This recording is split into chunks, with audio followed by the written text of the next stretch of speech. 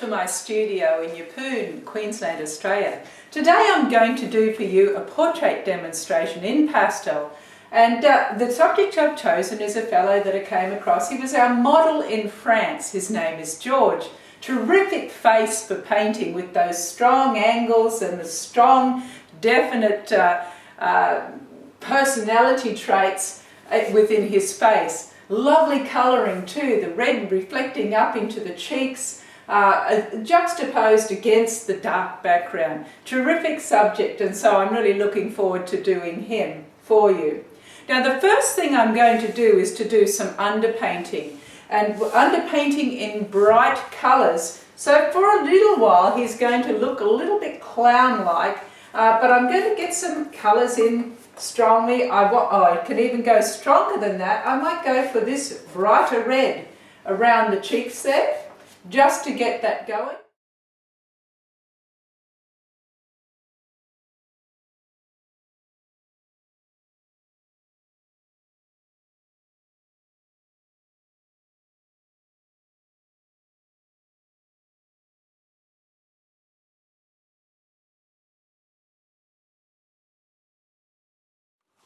Okay, so now I've got all my bright underpainting down. I'm now going to concentrate on working from the dark to mid to light values in each area. I'm not going to do too much on the hair as yet, although that dust will drop over the rest of the face. I like to attend to the hair at the same time as the background, but what I want to do is to get in the correct colour and the values, correct values, into, I'll start in the forehead area, then work my way down.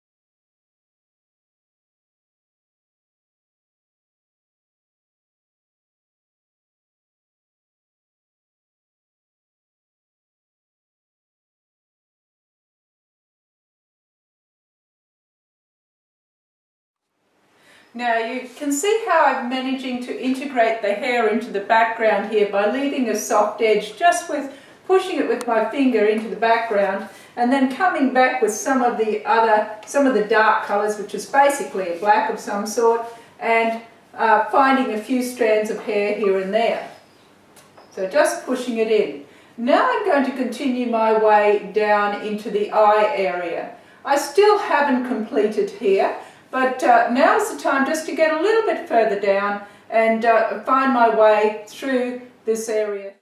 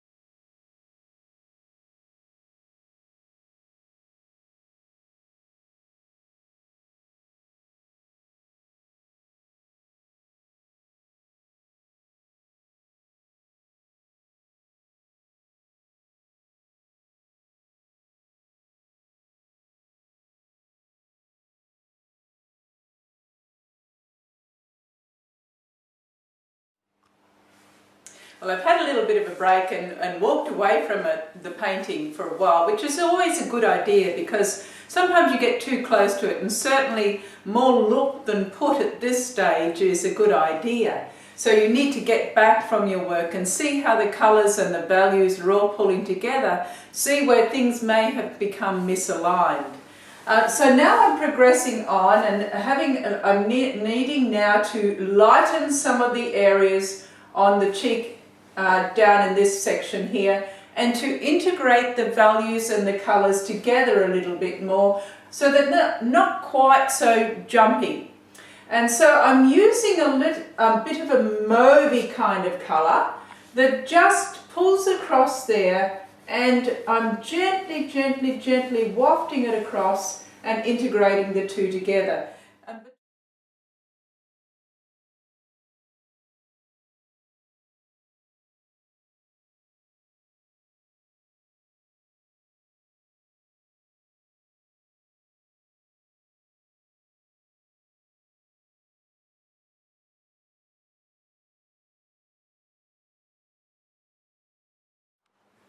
So I now see that I've got my lip a little bit long, so I need to move that lip up. That's an easy enough thing to do. I'm just going to cut the positive of the lip back up here a little bit. I've got a bit too much of a curve in here, so I need to sort that out, flatten it up as I push it up.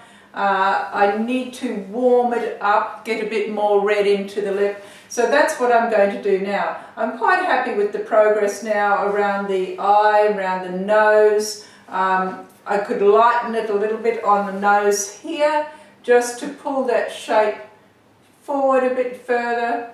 It's a flattening off, and when things flatten off, you know that you've got the need to have a re-look at your values. If something appears to be flat, then you need to push those values a bit further to give form, because it is values that give the illusion of dimensionality on the surface of your painting. So that's what we play with, sculpting with values to create form.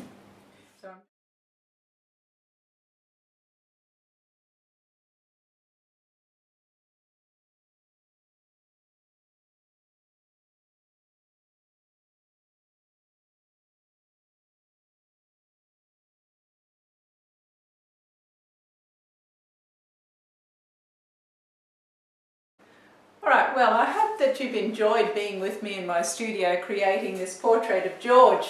I fiddled around a little bit with it, just trying to find the right colours. It's always my problem, when in fact you shouldn't focus so much on the colour as the values. The values are the most important thing for creating form on your portrait.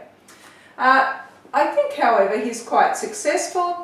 And I'm happy now to be able to put my name on the bottom of it, give it a signature, and I hope that you have enjoyed this experience of watching a portrait coming to life.